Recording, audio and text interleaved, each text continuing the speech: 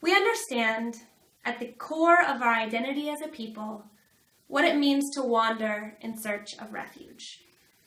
The Haggadah, which chronicles arguably the most important journey of our people, says that every person must see themselves as a slave leaving Egypt. And we repeat this year after year as to not forget. In Devarim Yud, it's written, V'havtem et hager ki gerim hayitem be'eretz Mitzrayim. In other words, we must love et hager, ha-stranger, for we ourselves were strangers in the land of Egypt. Our Torah emphasizes this concept that we shall care for the stranger and the poor and vulnerable in society because we ourselves know the heart of the stranger. We know what it is to be a slave, we know what it means to be degraded, and we also know the joy of liberation. Even right here on our Amud at the Beit Knesset, we are presented with the words of Hillel in Aramaic, Ma desani alecha lechavercha lo ta'avid. In other words, whatever is hateful that is done upon us, we shouldn't do the same to our fellow human. Our opportunity for practical application of our treatment of the ger came during the establishment of our country when we no longer were strangers in a strange land. When creating the building blocks of our country, we took to heart the lessons of history in creating a democratic and free society, not just for ourselves, but for everyone in our midst.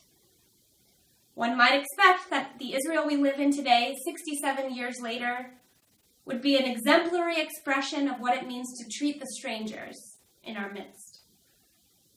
After having made Aliyah, however, I have seen too many examples of my country treating the ger, or the stranger, in ways that disappoint me to the core. So I ask us today, what happened to us? In this week's Parsha of Miketz, Yosef's brothers make a treacherous journey to Mitzrayim in order to seek help from the horrible famine affecting the land and its people. Yosef, who has recently undergone a dramatic change from his once status as an imprisoned refugee into a ruling, powerful figure in Egypt, has a rare opportunity to exemplify the ideal response to adversity and gross mistreatment that he himself was subject to. We might expect Yosef, whom Chazal characterizes ha-Sadiq, the righteous, to react to his victimization with selfless graciousness, unqualified forgiveness, and boundless understanding, especially towards his own brothers. Yet, strikingly, instead, we encounter an exceptionally complex, confusing, and unempathetic response. He accuses his brothers of being spies and sends them right back to where they came from. Now, of course, there's a lot more complicated issues at play here and way more to the story. But in my dialogue with the text, I can't help but wonder and expect more from Yosef, just as I often expect more from our country of Israel.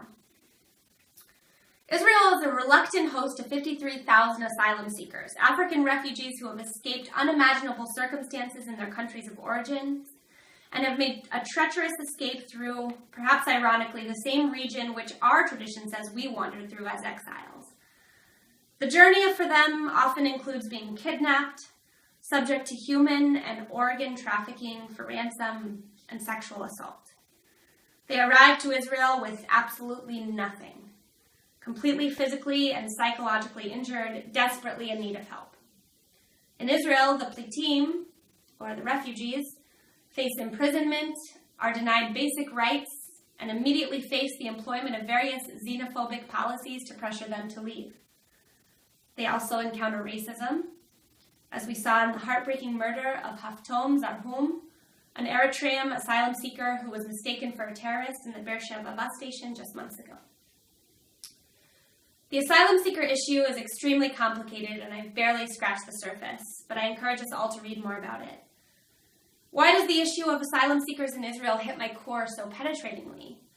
By the same token, why was I disappointed by Yosef's actions in this week's Parsha? The answer is simple. Because I expect more from us. We're the Jews. We should be able to have a deep empathy for those in the world who are exiled. In our tradition, it is spelled out loud and clear. for how to treat the Gerim.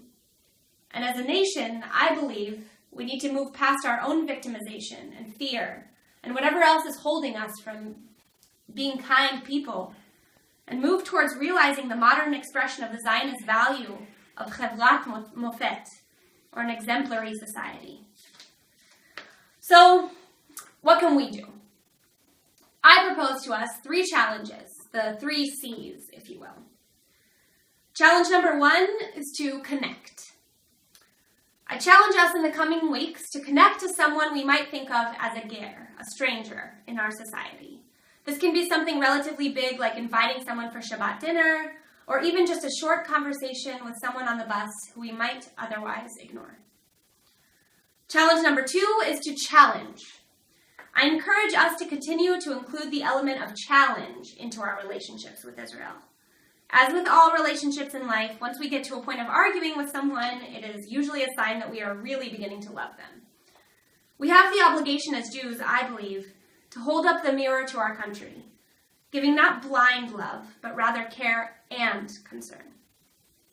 Challenge number 3 has to do with Hanukkah. I know what you're thinking, where's the C, but if you spell it in English, it's CH sometimes. Anyway, today we have had the beautiful motif of light weaving through our service as we enter into Hanukkah. I am reminded about the idea of Israel as a light unto the nations, or Legohim. I challenge us this holiday season to try to think about how to reignite that light that we once imagined for ourselves. I pray that one day our country will reflect the best of who we are, using our rich history and newly formed sovereignty to inspire limitless compassion towards others. Chag Hanukkah Sameach and Shavua Tov.